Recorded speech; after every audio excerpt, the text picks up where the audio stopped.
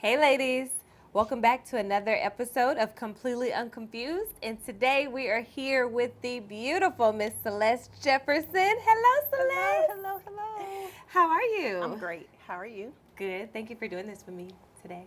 I'm excited. This is about to be awesome. So awesome. Yeah. So since I've known you, I have been extremely inspired by your journey. And I feel like now, at this point in your career, for sure, this is like a hot spot. This is like a really good time for you. It's pivotal. Yeah. Yeah, so we're going to talk about that. We're going to dive into it. But before we get into this, Celeste, I want you to answer a question for me. Sure. All right, so what is a belief that you believed about yourself that you have completely outgrown? And how did you get there? Wow. Okay. I would say that's a very introspective question. I would say that I valued my success and my worth based on what other people said about me. So I yearned for, you're doing a good job, you're doing a great job, when I'm already enough. I don't need your validation to validate myself. So I would probably say that's where I've grown. How did you get here?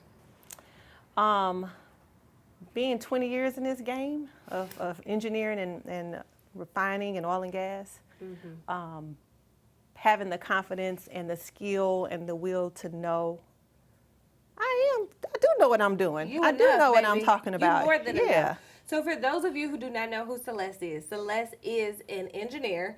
What area of focus are you? I'm mechanical. She's a mechanical engineer. She now works for Shell. Yes.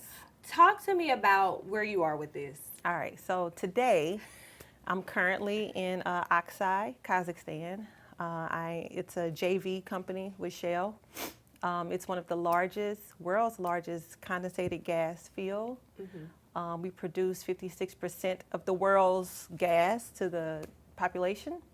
I work there as the site maintenance and engineer manager. So when you go to work, Celeste, do you look like this? No, ma'am. No, ma'am. I'm in coveralls, FRCs. Sometimes in office, I'll put on a cute little jean and blazer, but I'm cocoa butter, Vaseline, and tinted moisturizer. That's it. That's it.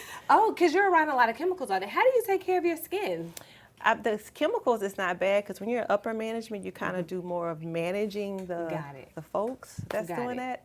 But the different atmosphere is causing a little havoc on my skin, but I'm taking care of it. You are. Yeah. You look amazing. Thank you. All right, girl. All right, so before the degrees, the job titles, the passports, all that, who was little Celeste? Little Celeste was a girl from Port Allen, Louisiana. Okay. Older brother, parents, was raised in the church, singing in the choir. Come on, you can sing. Let me hear you. I cannot, but let me tell you something. I thought I was a Lauryn Hill in the church. Mississippi Mass Choir was my stuff. So I would sing solos. My parents raised me in the church. So I was a little girl who played volleyball, basketball, and went to church. All right. Did you see yourself as this back then? Did you always knew that you would be an engineer? No, I thought I was going to be an attorney. Oh. I worked why so? Because I worked for Paula Hartley, who's my godmother, and Tony Clayton since I was 14. Oh. And I just said, I'm going to be the biggest attorney in the world. And then I saw how hard they work, and I was like, I'm good. I'm going to go something else. And then I was in high school at Scotlandville Magnet High, and I was told, you're really good with science, and you break down calculators a lot. You should go into engineering. And my mom was a human resource manager at a chemical plant in Plaquemine, and she was like, that's what you need to be. Oh, wow. Said, okay. So you were breaking down calculators, like taking them apart, putting them back together. I was confused on why are numbers appearing on the screen and how did that happen. And did you figure that out by taking them apart and putting them back together? Yeah, it's sensors in there. Oh, yeah, you definitely should be doing exactly what you're doing. So I would have pulled that thing apart and it would have been done, trash My worthy. challenge was, how do I put it back together to make it work again? And you did it. Oh, yeah. You're right where you need to be. All right, so you talk about Miss Paula Clayton. Yes. Is she a woman that made you feel seen, heard, valued? Is she the reason why you are the way that you are today? 100% yes. Outside of your mother, of course, but 100% Yeah. yes. Just a lady of class and dignity and integrity and What made beauty. her that for you? I think her confidence. When I first met her, she walked in the door, head high, shoulders back, which is funny.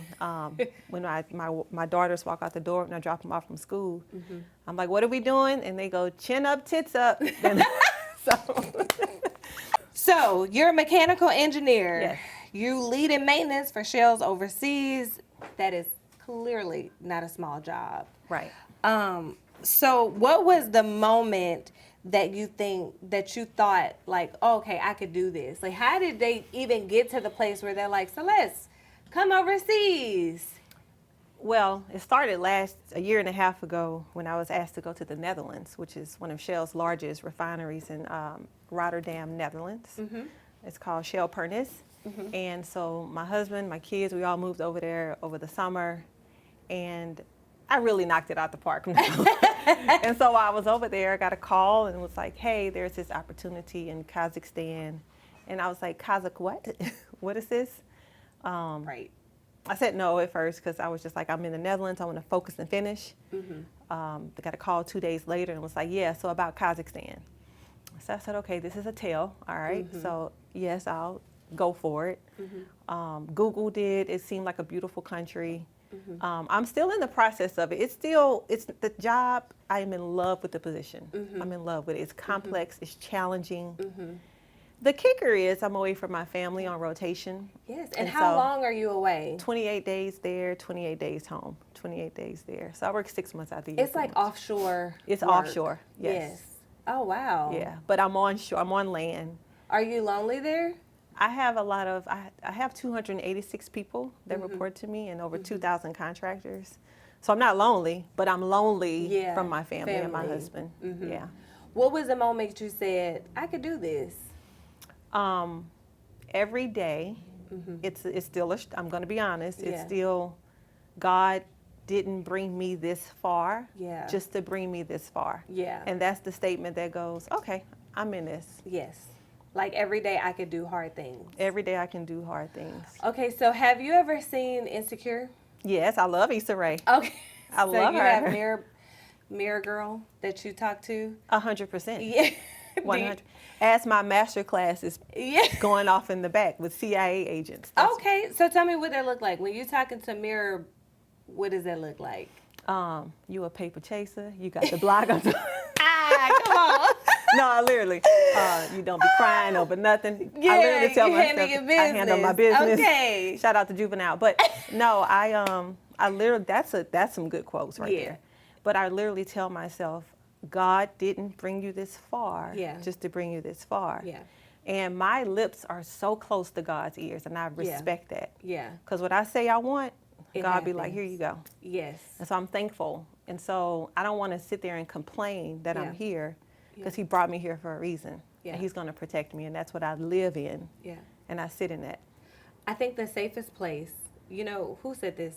Karen Clark Sheard. Okay. The safest place in the whole wide world is in the will of God. And so if the things that you want align with His will, that has to be like the best feeling ever. It doesn't mean that it's not hard, but you're knocking it out. Yeah. And you have to walk by faith because Yeah. sometimes I'm like, you sure? Yeah. Me? Yeah. Dang. So what is it like having to do this job? Does everybody there speak? What No. language are they Russian. speaking? Okay, so are you learning Russian Yeah. while you are doing this job? Yes. So I Wow. have Dutch, Italians, Russians, and Kazakhs that report to me.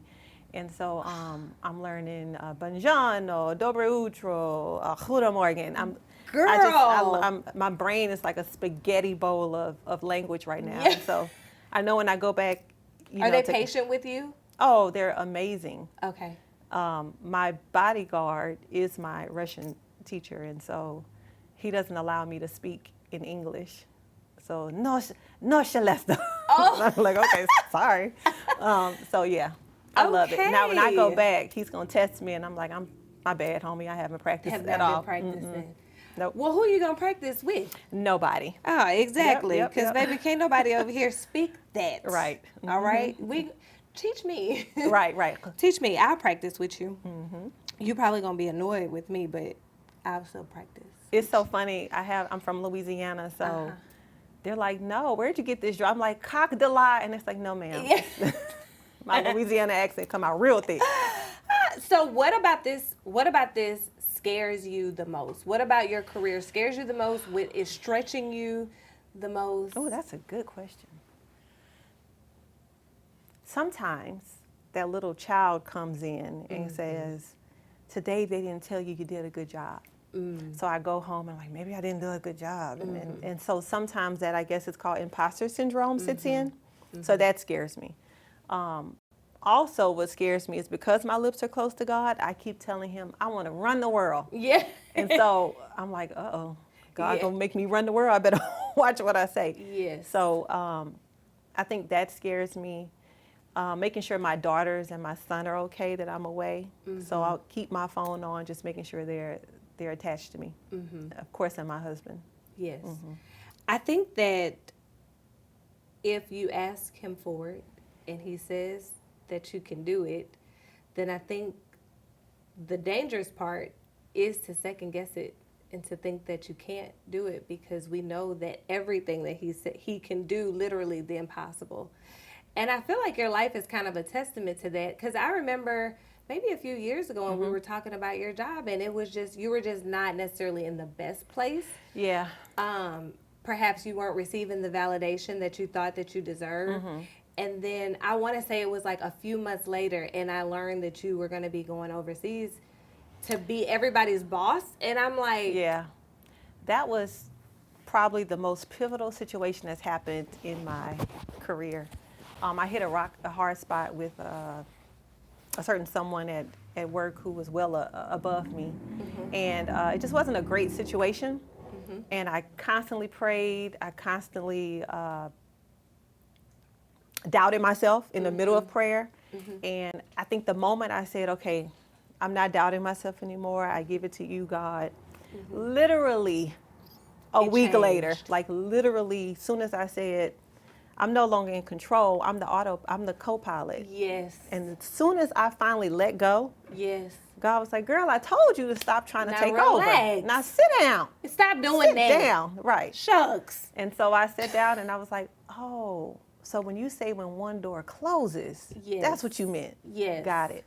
But really, that door didn't even close. It actually shut her access to you. Yes. Or his access That's to right. you. But it didn't close any door. It didn't. What it did was he expanded your territory. Speaking of that, yeah, that prayer of Jabez does a lot for you, huh? Enlarge my territory. Yes. Yep. So, okay, I hear you say, like, you have imposter syndrome sometimes. Yeah. What does that even mean to you? That seeking that validation that maybe I'm not good enough. Maybe.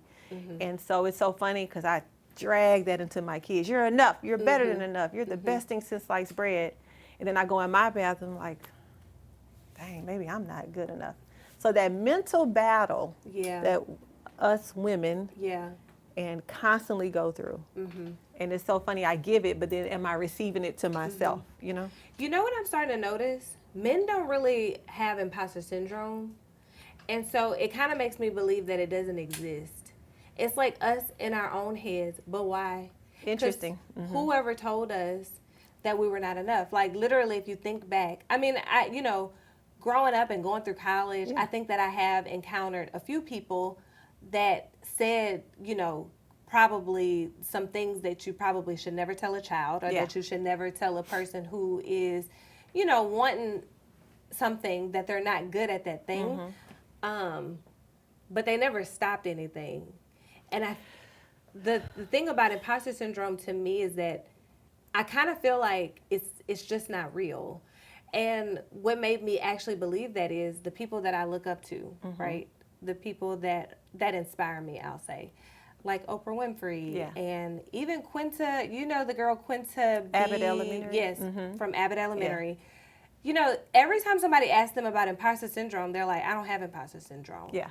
And you see the way that they show up, and it's just like, I know that I'm supposed to be here. Yeah. And if you're in this space, it's because you are 100%. at this point. And it takes courage to get there. Yes. And it takes a lot to get there. Let me tell you this one funny story that was pivotal for me. Mm-hmm. When you apply for a job, there's a man that applies for a job and then a female, and they read the job description. Mm-hmm. I've noticed with some men, if the word "the" is in the job description, I'm applying, I got it, I'm already the winner. Yes. It could just be "the" in the job description. Females have to check every bullet point, and we're like, oh, but this one bullet point I don't have. And so, like, I'm not going to go for it. Yes. I've watched lower on the totem pole go for, like, CEO positions because they like, well, yeah, I can do it. Of course I can. Yes.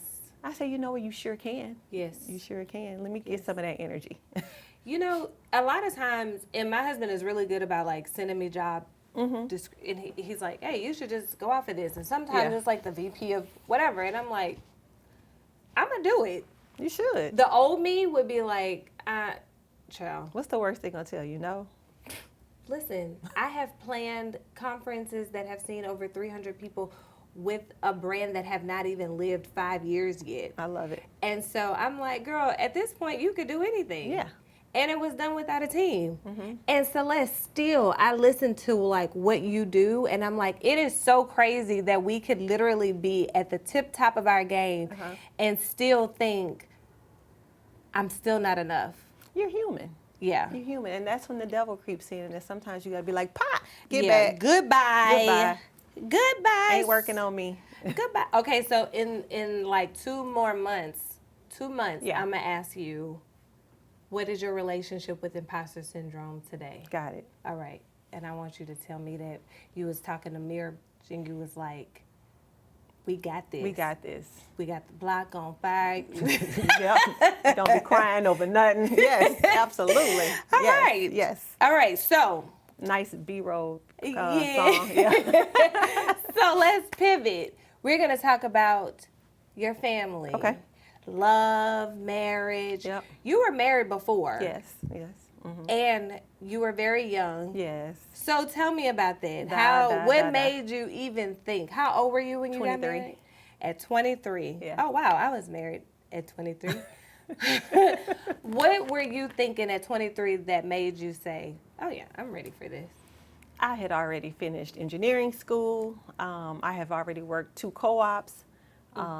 I come from a family of love. And so I was like, well, it's time for me to, I guess this is, and I was raised with the next step. You get a job, you get a career, you get married, you have kids. So I was like, all right, well, let's, next on the list. Yeah. So then you got married. Y'all had babies. Yep. And then what? How long were you married? 17 years. Girl, you divorced somebody after 17 years? Yeah. Why, Celeste? That's a good question. I think he's very successful in his career. I'm very successful in mine. And I think we both got married young. And I think we realized that we are better parents separate. Got it. Yeah. Wow. And I think, again, he's traveled abroad, I'm traveling abroad, and we are the best parents I think any kids can ask for. So one of the non-negotiables was that our children come first. Yeah. No matter what, no matter what's going on in my life, his life, my husband's life today, our children are number one in our lives. I think the hardest part of divorce for a lot of people is co-parenting. And so tell me, come on, superpower, how did you get here? By respect. Okay.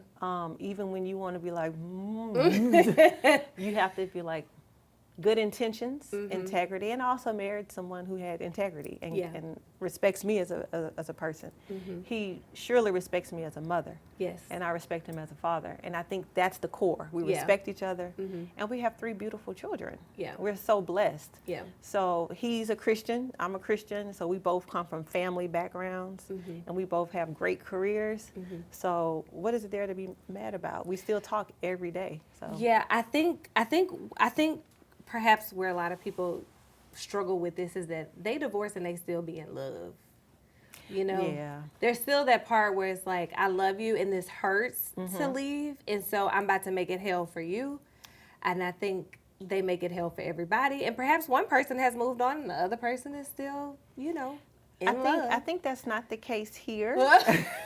Clearly. Sorry, it's not the case here. I think we have love for each other and respect. But you're not in love with each other. No, we're in love with our children. I think that y'all have a beautiful family. Yes. I mean, old husband, new husband, children included. Yep. I watch how y'all do life, and I'm like, you could teach a master class on how this works. So when you met your new husband, yes. First of all, how did you meet him? And what was his initial thought when you were like, oh, I come with 3 kids. I come with 3 kids and my ex-husband. Yeah, that's a lot. Yeah. So we met when we were 18 years old. Oh. Honors College at Southern University. Oh, cool. We met 18 years old. I stayed in Bethune dorm. He stayed in, what is that, Washington? No, Bradford. And I was like, oh, he's cute. And of course he was on me, but we just had different lives. Yeah. I had someone, he had probably a lot, but he had his own story. And then we met, nothing happened. We met several times, but we just had different lives. As an engineering student, you don't have time to play. So I was always in my books in college. And so we went off. I moved back to Baton Rouge in 2018, and I met him in 2019. I would see him at church because he was one of the musicians at the church. And I was like, used to tell my sister-in-law, like, he's cute. I think I know him. I know him. And so 6 months later, after just waving for 6 months, I walked up to him because that's who I am. Hey. And I said, where do I know you from? And he was like, Celeste, don't play with me. I was like,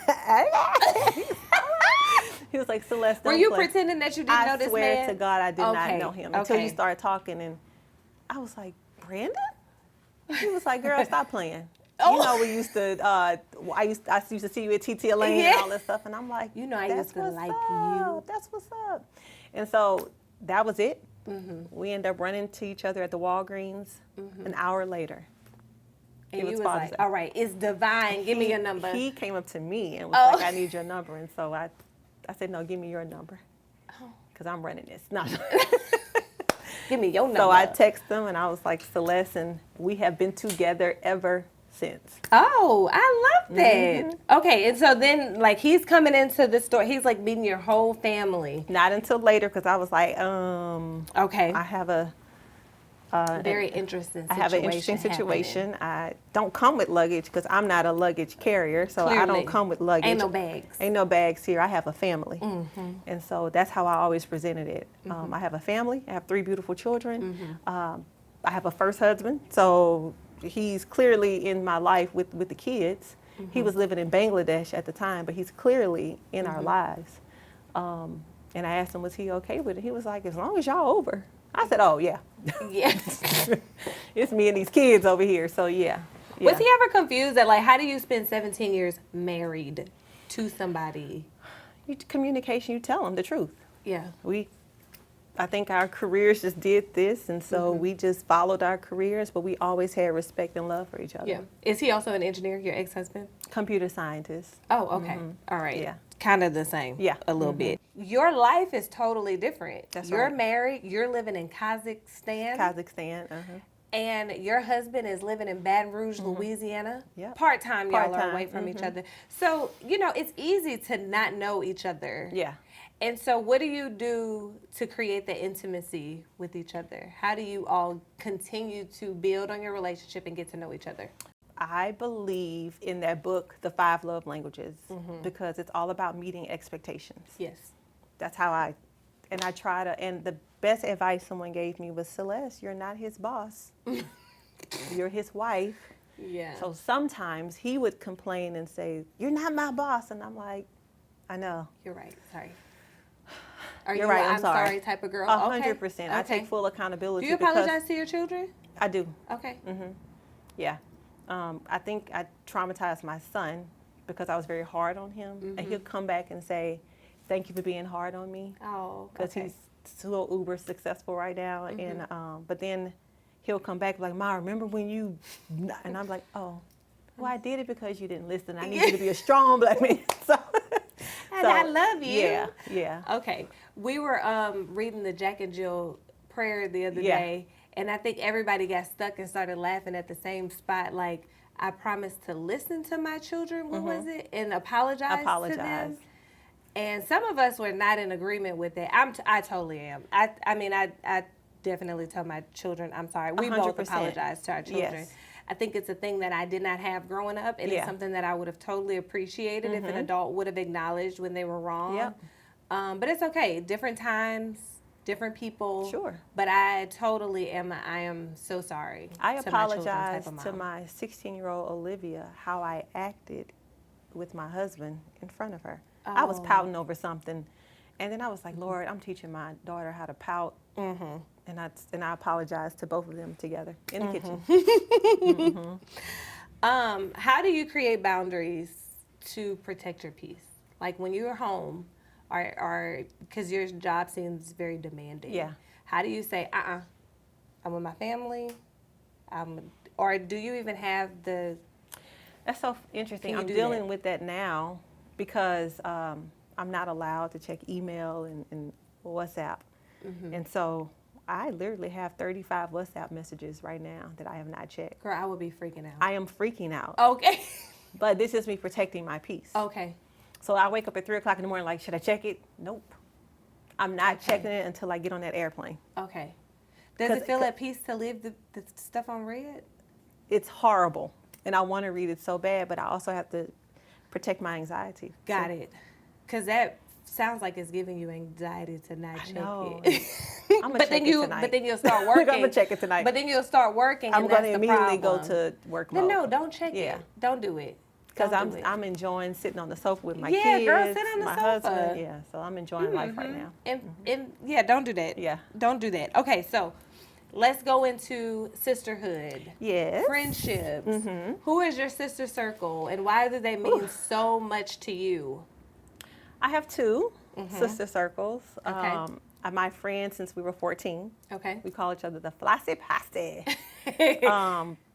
And my college roommate, we're all together. So they live in Houston and Atlanta. I've literally been friends since 14 years old. Oh, wow. So they know me inside and out. They know all the skeletons. Yeah. And my college roommate probably know more skeletons. But so Jolanda, Christina, Allison is their Okay. name. Love them to death. My second sister circle is my Jack and Jill clique here in Baton Rouge. Some of the most phenomenal women that you can meet. I think we support each other. We lift each other up. We also be like, say Get it God, together. you wrong. So, yeah, it's that. And then, Yeah. of course, my family. Good. Okay. And so what's one friendship that has shaped who you are right now?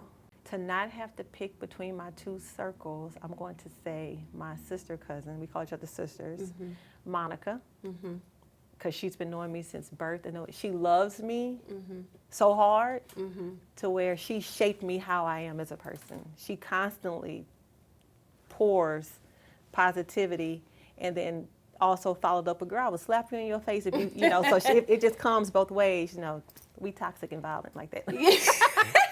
Everybody need a Yeah, friend we like love that. it and we like it. Yeah. And it got to be a sister cousin. It has to be a sister. Yeah. Our dads were brothers, but we call each other sisters. Okay. I love that. I have a sister cousin bestie. Yeah.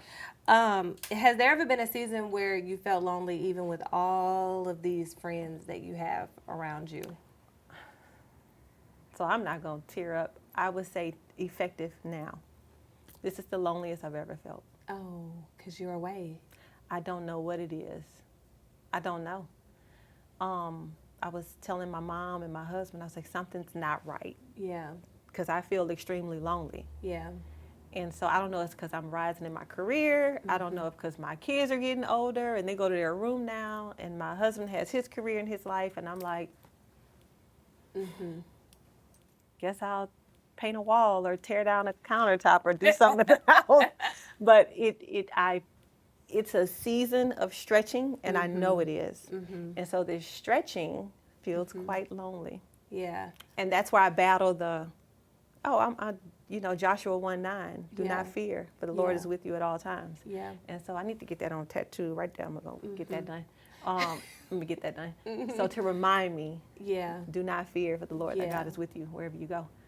And so that creates that, and that's nothing but the devil. Yeah. I'm just going to be honest. And so sometimes I have to sidekick him out the way. But yeah, it's a stretching season for me. Yeah, I know that sometimes that could sound like, is she for real? But that's the thing. You are elevating, and then as you get to like this place where you are, you go off to Kazakhstan for 28 days, and everybody here, they have to continue with their lives. Like, it can't pause until Celeste comes back. But it also doesn't mean that I'm still in their lives. I'm Amazoning every day for the kids. Can you cash out me? You know, I still FaceTime my husband 5 to 6 times a day. Yeah. I'm still very active even at home. But I work 14 hours a day, every day. No weekends off. Sunday to Sunday, 28 days. So it's a lot. That has to take a super toll on your mental It does. health. And even at dinner, you're still with coworkers. So it's a nonstop business event. What do you do to balance that? Do you have a therapist? No, I don't. I need to get one. Okay. I work out. Okay. Because that gym is, I sweat it out, and then a little reality show on my Netflix, and it just does wonders. Yes. You know, I have found a newfound love with going to the gym. Yes. It's endorphins. It's like, I don't care what's happening. I'm not missing this class. Sure. And you came to a class with me yesterday. Listen, it's very ghetto. I feel real fine after that class. My hips feel good. I feel real good. No, the first day that I went to this class, I literally wanted to fight my friend who took me. Yeah. I was like, now why would you do this every day? To work on my butt like that? Couldn't walk, couldn't sit down. It felt like I got beat up. Yeah. And now it feels so good, but it's also good for my mind. And so I don't care what's going on. Plus, I saw this thing on Instagram that I thought was so funny. It was like, I don't care what's happening. I'm going to the gym because one day my son going to be old enough to start dating some little girl, and she going to be like, with your fat mama. But she ain't talking about your mama, baby. Because I'm fine. How about that? She ain't talking about your fine mama. That's right. Because I'm a MILF. No, I'm just All right, so does success look like for you, what you thought success looked like for you then? Is that what it looks like for you now? Oh, I'm not going to say yes, because I still have more success to grab. Yeah. But as it stands, in this moment in time, is this what you thought success would look like for you? Getting there. I'm still not going to say I'm where I need. Nope. I have more to go. Because I told you, my lips close to God. And people are like, oh, you good? Oh, nope, you good? I'm not, I want more. All right. Enlarge my territory even more. I want more success. More. Okay. It's because I want my kids to follow in my footsteps. Absolutely. But yes, softly yes. Yes. But does any of your kids want to be engineers? My son is in mechanical engineering at Morehouse and possibly Georgia Tech, the dual degree engineering program. Oh, stop it. Yes, girl, congratulations. Yes, he's a rising junior, and he just finished a co-op with Lyondale Basel in Houston. So I'm just so proud of him. My daughter, I'm still working on her. She's a rising junior at University High. She wants to be a dentist. Okay. So she's going to start shadowing some dentists this summer. Hopefully I can get her into engineering, but we'll see. It's going to be all right. Yeah. You know, at some point you thought you was going to be an attorney, but it That's turns out you just like to argue. I just like to argue. You just like to fight. I do. It's my love language. Okay. It really is. What is the loudest truth you're telling yourself today? Something probably Glorilla raps about all the time, because she's getting me through it. I mean, I know we don't curse on here, but I'm that bee. Yeah, come on. And I feel it. I am. I am, period. Period. I am. The biggest truth I'm telling myself today is I am. Yeah. Period. Yeah. I love, That's listen, that's it. And that's it. And that's it. All right. I always end these episodes by you talking to your younger self or your younger self talking to you. And so what is it that little Celeste is telling you right now? Oh, wow. That you don't need people to tell you you are enough. Mm-hmm. And that, wow. Wow. Seriously, wow. I'm just picturing my little self in my room and playing with my stuffed animals and looking at women on TV and wow. She's telling me, don't stop, keep going. Mm-hmm. There's no ceiling for you. Mm-hmm. The sky is not even high enough. Mm. Don't let anyone steal your light, and don't let anyone tell you you're not enough. I love that. Oh, yay! Okay. I just got makeup done, girl, so I cannot. And your hand shaking. It's okay. I know. Thank you, Celeste. Thank you for doing this with me. Thank you for telling your truth. Mm-hmm. Thank you for allowing the Curate audience to get to know you a little bit more. I actually started this podcast because I know a lot of really successful women, and most people only know them for what they do, and they don't know you. And I think that that is most important. So when you see me come through, if you're inspired by me and you know my story, you'll be even more inspired by me. Yeah. You'll feel even more inspired to do the things that God has called you to do. And so thank you. Thank you for saying yes. Welcome, thank you course. For your obedience. Is there something I can end on, like what I want women to take away? Yes, please. What is something, actually, if your daughters or mentees could only remember one lesson from you, what would it be? I'm going to give you two. Okay.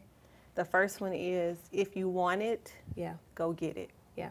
Don't let anything stop you. Yeah. If someone told you no, that means you just asked the wrong person. So that's number one. Number two, you can be the smartest person in the room. Mm-hmm. You can get top of A's in the class. Mm-hmm. If nobody knows you, or if your network isn't where you need to be, you haven't built the correct relationships, it does not matter. Yeah. If a tree falls in the forest, does it make a sound? I believe no, because of the sound waves, but that's just me. So I believe you got to make noise for people to hear you. Yeah. And develop those relationships. Yeah.